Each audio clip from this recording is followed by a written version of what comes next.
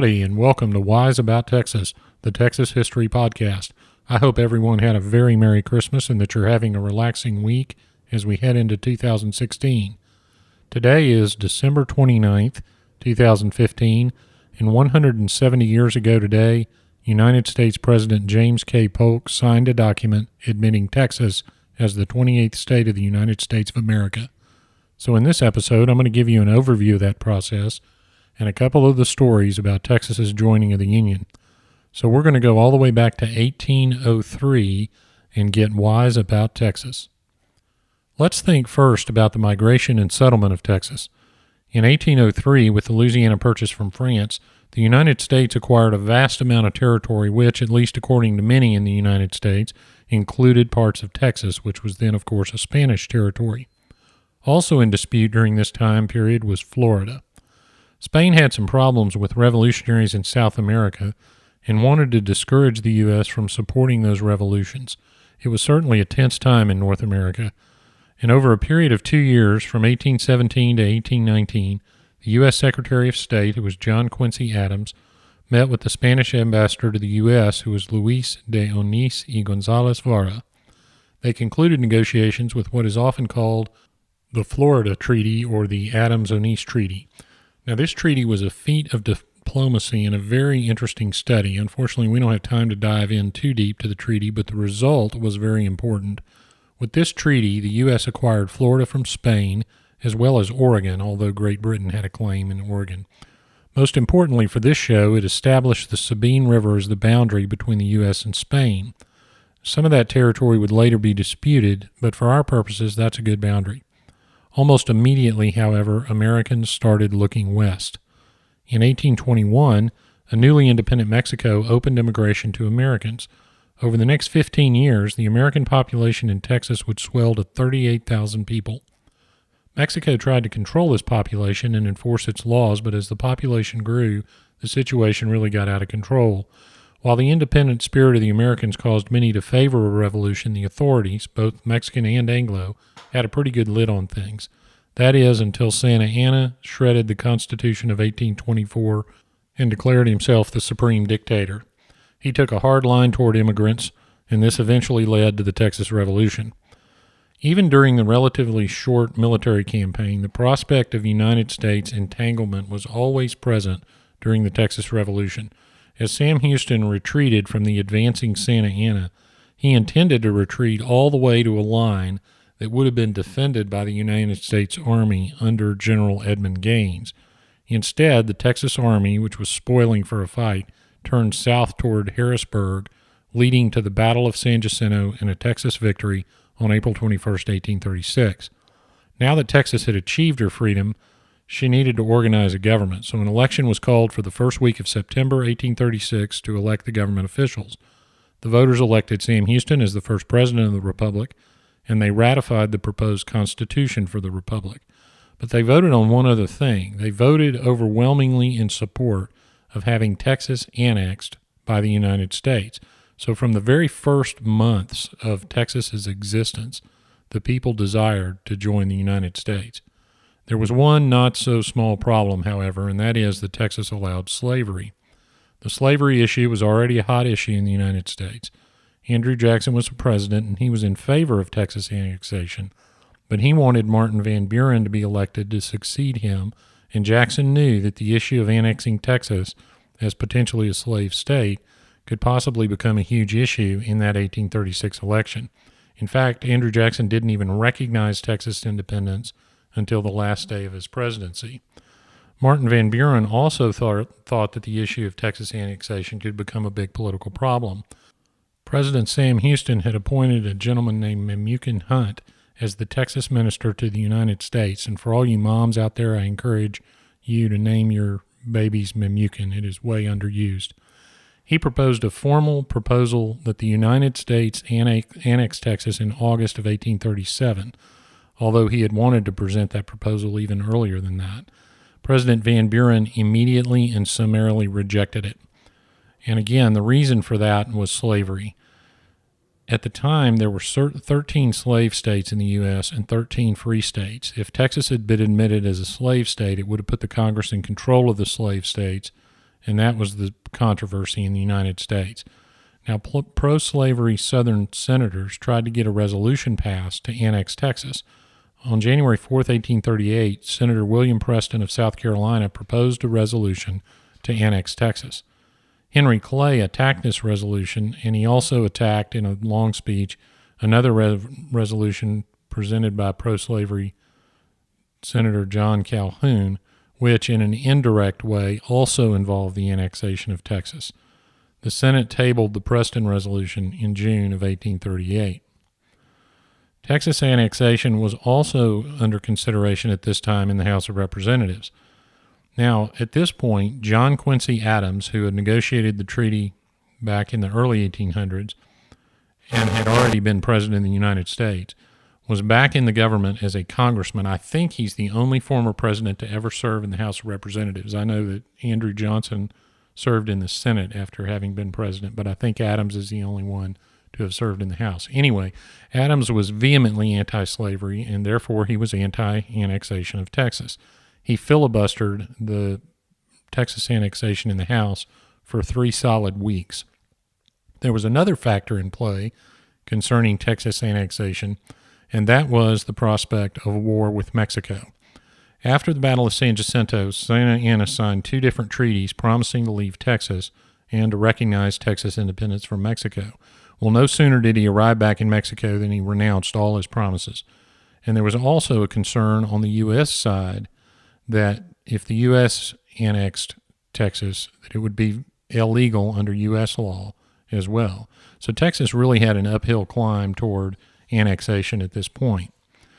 Now, under the Texas Constitution, Houston was going to have to leave office after his first term, and he withdrew the annexation proposal. After Maribel Lamar's election as the second president of the Republic, the Texas Congress blessed Sam Houston's withdrawal in early 1839. So annexation was now off the table, and Texas went on about its business as an independent country. Texas established diplomatic relations with several countries, including Great Britain, France, Belgium, and the Netherlands. Mexico, however, was still a problem.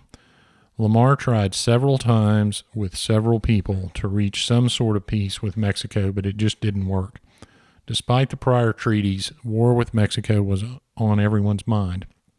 Now, Great Britain was one of the Republic of Texas's greatest allies. Now, Britain didn't necessarily want Texas as a territory. She just didn't want it to become a state. Britain was justly concerned about the expansion-minded folks in the United States and wanted to use Texas as a buffer to that westward expansion. Remember, I mentioned earlier, Great Britain claimed part of the Oregon area. Now, the Oregon area back then was the northern part of present-day California, Oregon, and also Washington, probably part of Montana. Texas also made a really good trading partner with Great Britain because London loved cotton, and Texas was and is great cotton country. And it was also in Great Britain's interest to help Texas with its relations with Mexico. In 1840, Great Britain and Texas reached an agreement called a convention that called for Britain to negotiate with Mexico in an attempt to settle matters between Texas and Mexico. They were going to serve as sort of a mediator. And the agreement said that if Britain was successful in achieving a truce between Texas and Mexico within 30 days of the agreement, and a treaty, an all-out treaty with Mexico within 6 months of the agreement, then Texas would become responsible to Great Britain for 1 million pounds of Mexico's debt. So Britain was also in it for the money. And business has always been important when it comes to Texas. Well, nothing came of this particular attempt to work out a solution. There was an interesting proposal for peace that came from Santa Anna himself. Now, to set up the background for this proposal, we need to go back to episode 3 of Wise About Texas, where I mentioned the fact that Mexico had invaded San Antonio twice in 1842. And not only that, we also need to go to court. Now, back in the 1840s, the district courts in Texas were few and far between, and when the district court was in session in a particular place, it would call all the cases on the docket and try to get everything handled as quickly and efficiently as it could. That meant that when the court session opened, lawyers from all over the area would be present. In September 1842, the term of the district court began in San Antonio with Judge Anderson Hutchinson presiding. And in Hutchinson's diary, he recorded the first day of that term as September 5th, 1842, and stated, quote, "Open the district court at Behar, no invasion expected," close quote. So because of the tension between Mexico and Texas, the threat of invasion was a constant presence on everyone's mind. And earlier that year, Judge Hutchinson himself had lost a great deal of possessions when San Antonio was invaded. The court actually started a trial shortly after September 5th, and the trial was a doctor suing the city for breach of contract. And during that trial, the judge was informed quietly that from 1,500 to 3,000 Mexican troops were approaching San Antonio. Now, if you'll go back to the minute books of the Bexar County District Clerk, you'll see an entry on September 9th, 1842, stating that that case was being continued, quote, "the Mexican troops being in possession of this place," close quote. That's a pretty good reason for continuance, in my opinion. Eventually, General Adrian Wool surrounded the town and called for all male Anglo citizens to be taken as prisoners of war. And he promised these prisoners would be treated as gentlemen, and he was going to march them down to the Rio Grande and release them. He ended up capturing Judge Hutchinson. He also captured the district attorney, the district clerk, and every member of the San Antonio bar except one. So the invading force captured all the lawyers as prisoners, which some folks might think is a pretty good idea. I, of course, have no comment on that. Instead of releasing the prisoners at the river, though, they marched them to prison in Mexico, and some ended up in Perote prison for almost 2 years. Now, how does that story relate to the Santa Anna proposal? Well, during the imprisonment, Santa Anna spent some time talking with a lawyer named James Robinson. Robinson had fought at San Jacinto, and he had previously been a judge in the Republic of Texas up until 1840. When he released Robinson, he sent with him a message to Sam Houston that if Texas would return to the Mexican Union, she would be given control over her own internal affairs, which is how the whole thing started, by the way, in 1836. Dr. Ashbel Smith, who was the Texas diplomat that was sent to England and France, speculated that this particular proposal was a precursor of Santa Anna ending hostilities finally and recognizing Texas independence. His British colleagues, however, disagreed. They thought that the proposal was meant to placate the Texans while Santa Anna dealt with a rebellion that was going on in the Yucatan Peninsula of Mexico. And after he had dealt with that rebellion, he would turn his sights again on recapturing Texas. By the way, the Republic of Texas had diplomatic relations with the Yucatan state that was in rebellion. It was called the Republic of Yucatan, and they had seceded or purported to secede from Mexico just as Texas had in 1841. Now, Sam Houston saw through all this, and he disavowed Santa Anna's proposal, but he did suggest an armistice and perhaps further negotiation. The fighting spirit of the Texans, though, that caused us to become independent was stronger than ever, and the people of Texas were not terribly excited about negotiating with Santa Anna, as you might imagine. In the words of the then Texas Secretary of State and later President of the Republic, Anson Jones, he said, quote, "Mexico must restore us our murdered thousands before we can ever entertain the proposition of being reincorporated with that government," close quote. So that sums up the feelings of the people at the time. Anyway, Sam Houston sent 2 commissioners, George Hockley and Samuel May Williams, to negotiate with the Mexican government and see what could be achieved. Now, administering those negotiations was none other than Great Britain. Now, nothing came of those negotiations, and frankly, Sam Houston probably didn't expect it to, but at least it staved off more armed conflict. The truth is that Houston wanted an independent Texas, and he was not so quietly letting everyone know that an alliance with Great Britain would be on the table. And when I say everyone, I mean the United States. At one point during this period, the United States rejected even a trade agreement, which caused Sam Houston to tell the Texas minister to the United States, who was Isaac Van Zandt, to just quit talking to the United States at all about any kind of aid and just drop the annexation issue altogether. Sam Houston in one speech actually referred to the United States in negative terms, calling it an enemy, and referred to Great Britain as a friend of the Republic. Well, that got the United States' attention. The U.S. Secretary of State, whose name was Abel Upshur, approached Van Zandt and asked, delicately I'm sure, whether Texas was really considering an alliance with Great Britain, which was the United States' old enemy. Upshur said basically, yep, you heard right. So I don't know if it was the natural course of events or a brilliant political move by Sam Houston, but all of a sudden the U.S. was very interested in discussing annexation again. So the U.S. approached Texas again. Now, there are plenty of perspectives on these particular talks. If you go back to some accounts from folks who were there at the time, some interesting insights emerge. Toward the end of 1843, the U.S. Secretary of State apparently contended to the Texas representative that he had actually been trying to convince the American people to support annexation by appealing to what he described as greed for land.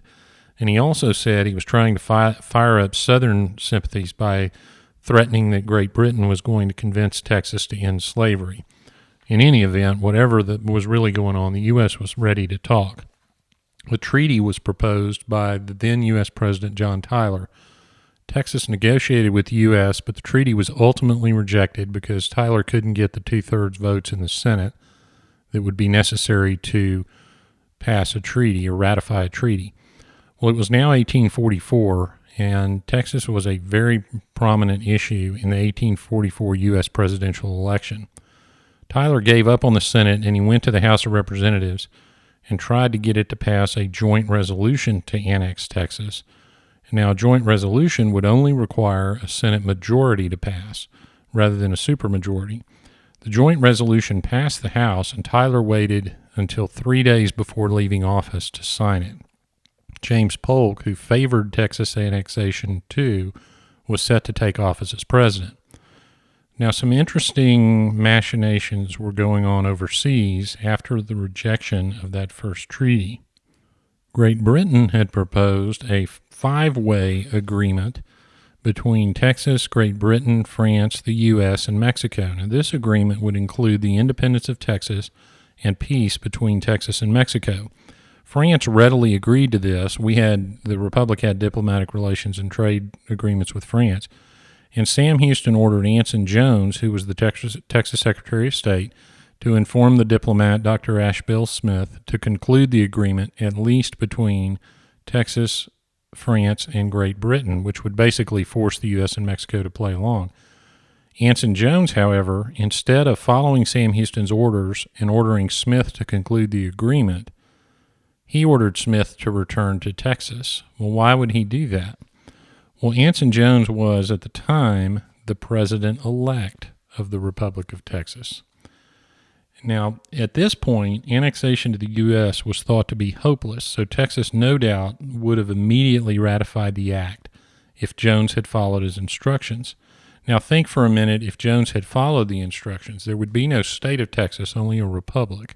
Now, I'll leave it to your own conclusion what would have happened had Texas never joined the United States, but I must confess from time to time, to many Texans, it sounds pretty good. In fact, the proposed peace agreement was signed by Mexico and Texas before the U.S. annexation treaty was passed. Now, all of a sudden, the people of Texas were against the peace with Mexico and fervently in favor of annexation, which, as I mentioned earlier, meant possible war with Mexico. It seems that Sam Houston had initially favored annexation, but then later evolved into favoring continued independence. The people, however, for whatever reason, wanted to be part of the United States, perhaps because of heritage or history or whatever, and nothing was going to stop them.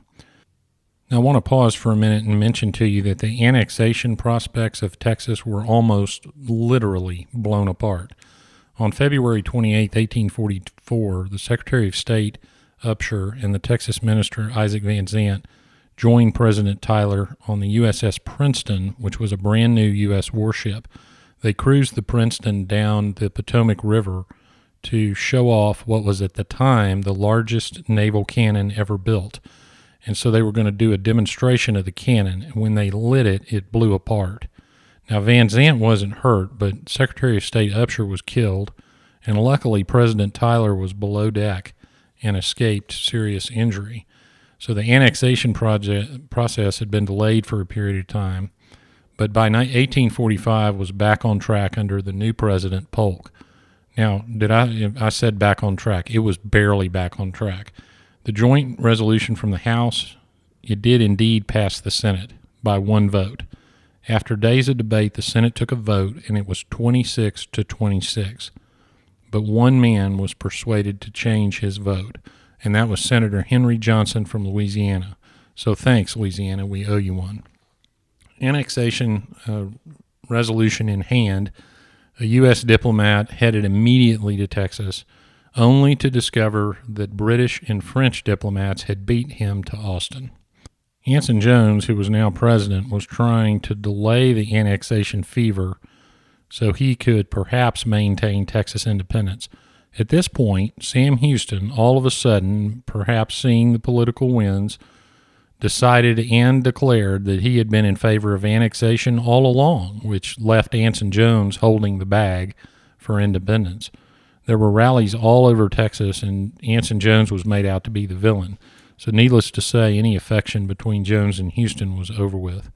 By now, it was a foregone conclusion. There was an election in November 1845, and the people of Texas overwhelmingly voted for annexation.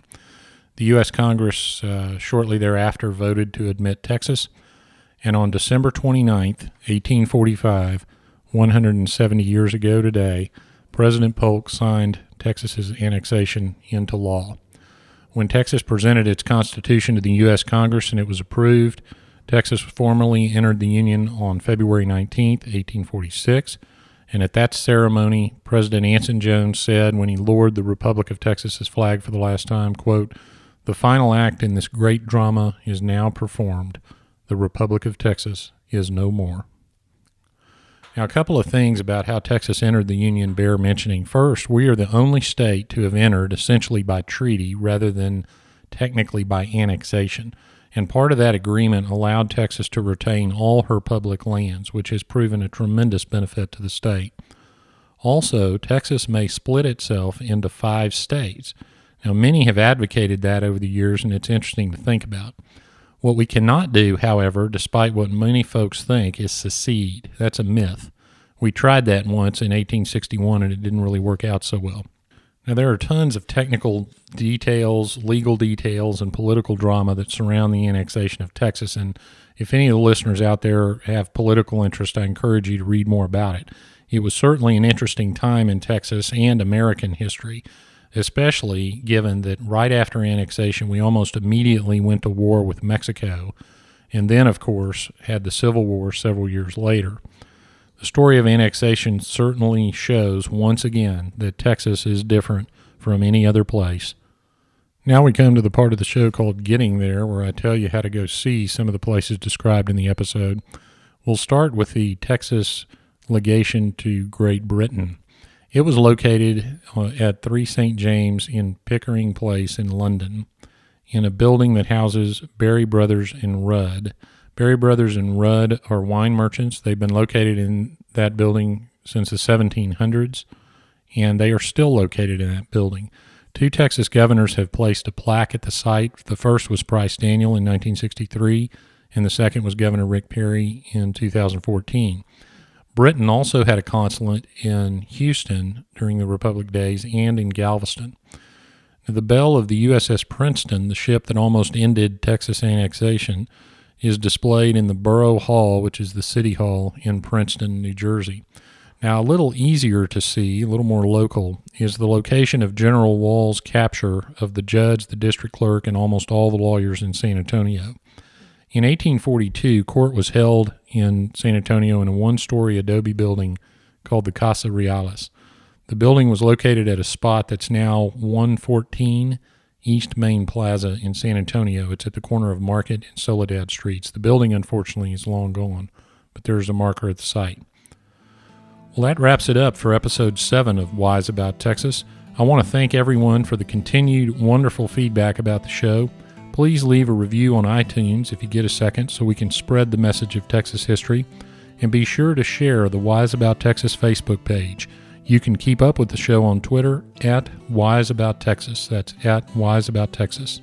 So until next time, God bless Texas, and we'll see you down the road.